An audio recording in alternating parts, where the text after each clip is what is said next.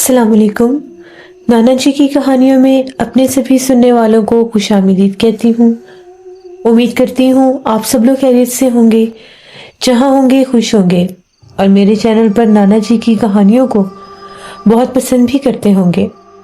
आज आप लोगों के लिए मैं बहुत डरावनी कहानियाँ लाई हूँ जिन्हें आप लोग बहुत पसंद करेंगे। कहानी शुरू करने से पहले आयतल कुर्सी का हिसार कर लें और हेडफोन्स लगा लीजिए, कंबल ओढ़ लें, क्योंकि सर्दियों की कहानियां बहुत डरावनी होती हैं। सिलसिला शुरू करते हैं नाना जी की कहानियों का। जुल्फकार कहते हैं, एक दफ़ा हमें नाना जी ने एक कहानी बताई। नाना जी कहते हैं, सख्त सर्दी के दिन थे। शाह साहब के पास मियाँ वाली साइड से एक गांव से 2-3 आदमी आए।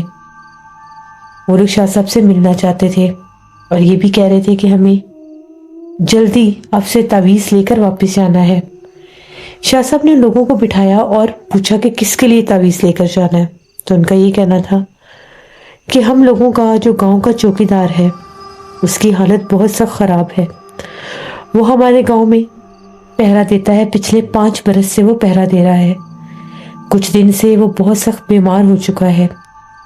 उसने हमें ये बताया है कि उसने गांव में, हम लोगों के गांव में एक ऐसा घर है जो घर आसेब ज़दा है।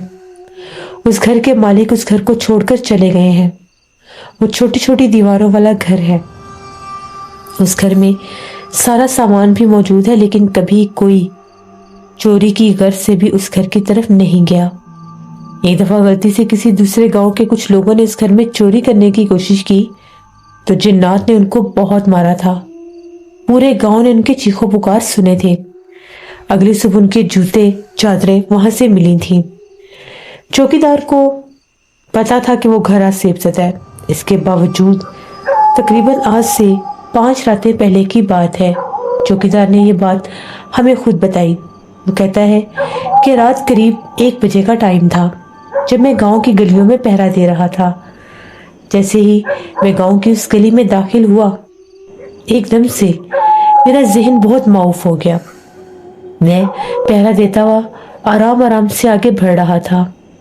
बहुत ज़्यादा ठंड और धुंध फैली हुई थी।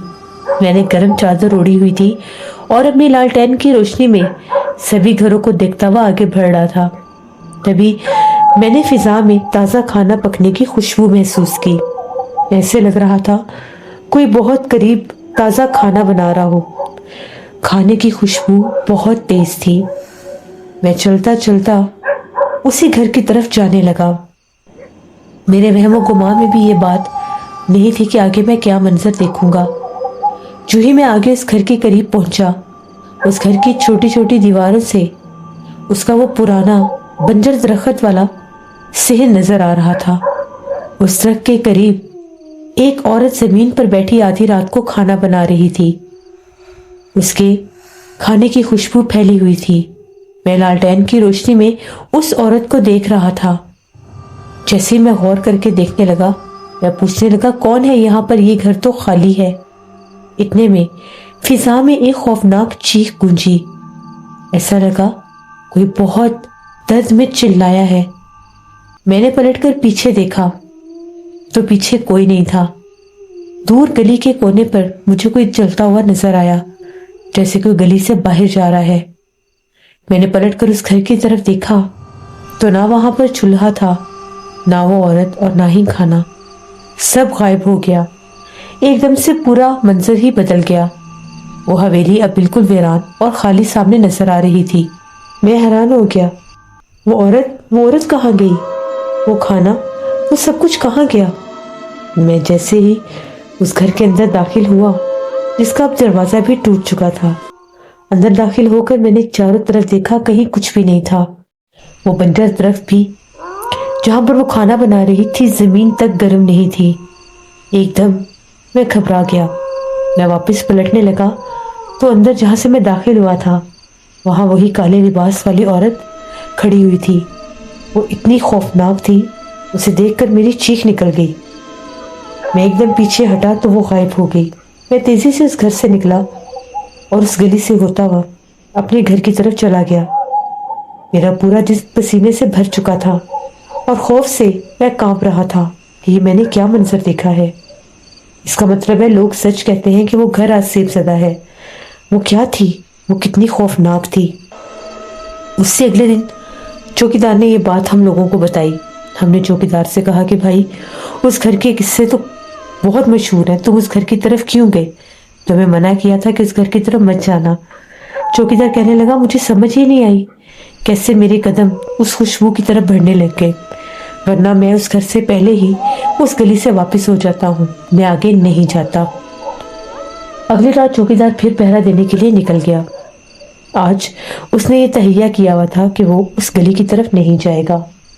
ابھی وہ اسے پچھلی گلی سے نکل کر واپس جانے ہی لگا تھا کہ اسے ایسا محسوس ہوا جس طرح سے کوئی آپس میں لڑ رہا ہو، کسی کی لڑائی ہو رہی ہو، جس طرح سے کچھ لوگ ایک دوسرے کو مار رہے ہوں اور ایک شور شرابہ سا برپا ہوا ہو۔ چوکیدار نے جب آوازیں سنی تو آوازیں اسی گلی کی طرف آ رہی تھیں۔ چوکیدار جیسے ہی اس گلی میں داخل ہوا تو گلی کے آخر پر کچھ لوگ آپس میں لڑ رہے تھے۔ وہ ایک دوسرے کا گریبان پکڑ کر ایک دوسرے کو مار رہے تھے۔ چوکیدار تیزی سے بھاگتا ہوا آگے گیا تو وہ سبھی لوگ لڑتے لڑتے اس گھر کے اندر داخل ہو گئے۔ چوکیدار بڑا حیران ہوا کہ یہ کیا، اس گھر میں تو کوئی بھی نہیں جاتا۔ چوکیدار نے کہا رکو، اس گھر کی طرف مت جانا۔ وہ اپنی طرف سے ان لوگوں کو روک رہا تھا، لیکن جیسے ہی چوکیدار آگے گیا تو وہ آدمی وہاں پر نہیں تھے۔ اس گھر کے بنجر درخت کے نیچے ایک عورت بیٹھی ہوئی تھی، سر جھکائے۔ چوکیدار دیکھ کر ڈر گیا۔ وہ ایک خوفناک آواز میں بولی آج تم نے آنے میں بہت دیر کر دی، آج کھانا نہیں کھاؤ گے؟ بس چوکیدار نے جب یہ آواز سنی تو چوکیدار چیخیں مارتا ہوا وہاں سے بھاگا۔ آج 3 دن ہو گئے ہیں۔ وہ چوکیدار کہتا ہے کہ میں 1 منٹ کے لیے بھی سو نہیں سکتا۔ میں جیسے ہی آنکھیں بند کرتا ہوں میرے کانوں میں چیخیں سنائی دیتی ہیں۔ اس کے گھر والوں نے رو رو کر پورے گاؤں کو جمع کیا اور کہا کہ ہمارے آدمی کو بچا لے، بچوں کے باپ کو بچا لے، ہمارا گھر اجڑ جائے گا۔ وہ چڑیلیں آفتیں جنات اس کے پیچھے لگ گئے ہیں۔ رات بھر ہمارے گھر سے خوفناک آوازیں آتی ہیں۔ کوئی بار بار آ کر دروازہ کھٹکھٹاتا ہے اور کہتا ہے رحیم داد کو باہر بھیج دو۔ چوکیدار کا نام رحیم داد ہے، اور جب وہ آنکھیں بند کرتا ہے تو ایسے لگتا ہے جیسے اس کے کانوں میں چیخو پکار گونج رہے ہیں، کوئی چلا رہا ہے اور کبھی کوئی ہنس رہا ہے۔ ہم لوگ اس کے پاس بیٹھ کر قرآن پاک پڑھتے ہیں کہ یہ سکون سے سو جائے، لیکن وہ ایک لمحے کے لیے بھی آنکھیں بند نہیں کر سکتا۔ وہ چوکیدار بہت بری حالت میں ہے۔ گاؤں کے مولوی صاحب کو بلایا گیا۔ مولوی صاحب نے جب اس کی حالت دیکھی، انہوں نے پانی دم کر کے دیا۔ جیسے ہی وہ پانی چوکیدار کو پلانے لگے، کسی اندیکھے وجود نے وہ گلاس دور اٹھا کر پھینکا اور سارا پانی ضائع ہو گیا، اور مولوی صاحب کو جس طرح سے کسی چیز نے جکڑ لیا، ان کا گلا دبانے لگی۔ مولوی صاحب بڑی مشکل سے وہاں سے بھاگتے ہوئے نکلے۔ ان کا یہ کہنا تھا یہ بڑی سخت مخلوق ہے، اسے کوئی عامل ہی قید کر سکتا ہے، اسے کوئی عامل ہی اس چوکیدار سے ہٹا سکتا ہے، ورنہ 7ویں دن یہ مر جائے گا۔ ہم بہت زیادہ پریشان حال ہیں، ہماری مدد کریں۔ ہمارے گاؤں میں سے تو کبھی کوئی اس گھر کی طرف گیا ہی نہیں۔ شاہ صاحب نے ساری بات سنی اور پوچھا کہ کیا مجھے بتا سکتے ہو کہ وہ گھر آسیب زدہ کیسے ہوا اور کیوں ہوا؟ جس پر گاؤں والوں کا یہ کہنا تھا کہ کبھی وہ گھر بالکل ٹھیک تھا، آباد تھا، اس گھر میں کوئی ایسا مسئلہ نہیں تھا۔ اس گھر کے باہر والے کونے پر ایک نیم کا درخت لگا ہوا تھا۔ ان لوگوں نے اپنے گھر کی 4 دیواری آگے کرنے کے لیے، صحن کو بڑا کرنے کے لیے اس نیم کے درخت کو کاٹ دیا۔ جو ہی ان لوگوں نے اس نیم کے درخت کو کاٹا، ان کے جس آدمی نے نیم کے درخت کو کاٹا تھا، اگلے دن اس کی دونوں ٹانگیں ایک ایکسیڈنٹ میں کٹ گئیں، وہ اپاہج ہو گیا۔ اس کے بعد ان کے گھر پر تو جیسے آفتوں اور مصیبتوں کے پہاڑ ٹوٹ پڑے۔ ان کے صحن میں لگے درخت کو آگ لگ گئی اور پورا درخت جل گیا۔ ان کے گھر سے خوفناک رونے کی آوازیں آنے لگی۔ وہ لوگ یہ کہتے تھے کہ اسی گھر کی دیوار کے اوپر ایک کالے رنگ کی عورت آ کر بیٹھتی ہے اور رو رو کر یہ کہتی ہے تم نے میرا گھر توڑا، میں تمہیں آباد نہیں ہونے دوں گی، میں بھی تمہارا گھر توڑوں گی اور تم سب کی قبریں اسی گھر میں بناؤں گی۔ وہ لوگ چلاتے تھے، چیختے تھے۔ پھر جس آدمی نے وہ درخت کاٹا تھا وہ آدمی مر گیا۔ اس کے بعد وہ لوگ ڈر گئے۔ जिन्नात उन पर हमला करते थे, सोए हुए लोगों की चारपाइयाँ उल्टी कर देते थे, उनको थप्पड़ मारते थे। उनका खाना जो वो बनाकर रखते थे, वो खाना या तो गायब हो जाता था या खाना ताज़ा होने के बावजूद बासी हो जाता था। थोड़ी देर में ही घर से सामान गायब होने लगा। वो लोग बहुत ज़्यादा परेशान हाल थे। वो लोग अपनी जान बचाकर सब कुछ वहीं पर छोड़कर वहाँ से भागकर अपने रिश्तेदारों के पास चले गए। उसके बाद उस घर में कोई भी कभी नहीं गया। एक दो लोगों ने वहाँ पर जाकर चोरी करने की कोशिश की। तो वो कहते हैं कि जब हम उस घर में दाखिल हुए तो ऐसे लग रहा था कोई बहुत पास खड़ा होकर सांस ले रहा हो। तभी एकदम से एक काली स्याह औरत एक कमरे से नमूदार हुई और उसने हमें बहुत मारा, हमें वहां से भागने भी नहीं दिया। वो हर रात उसी घर के आंगन में उस बंजर दरख्त के नीचे बैठकर खाना बनाती है और कभी दीवार के ऊपर बैठी हुई भी नजर आती है। गांव के कोई भी लोग उस घर की तरफ जाते ही नहीं है। हर कोई जानता है कि उस घर में जिन्नात है, लेकिन उस औरत ने, उस चुड़ैल आफत मखलूक ने गांव के दूसरे किसी घर को कभी नुकसान नहीं दिया। उस घर के सामने भी एक गली है जिसमें कुछ घर हैं। शाम के बाद वो लोग अपने घरों से बाहर नहीं निकलते।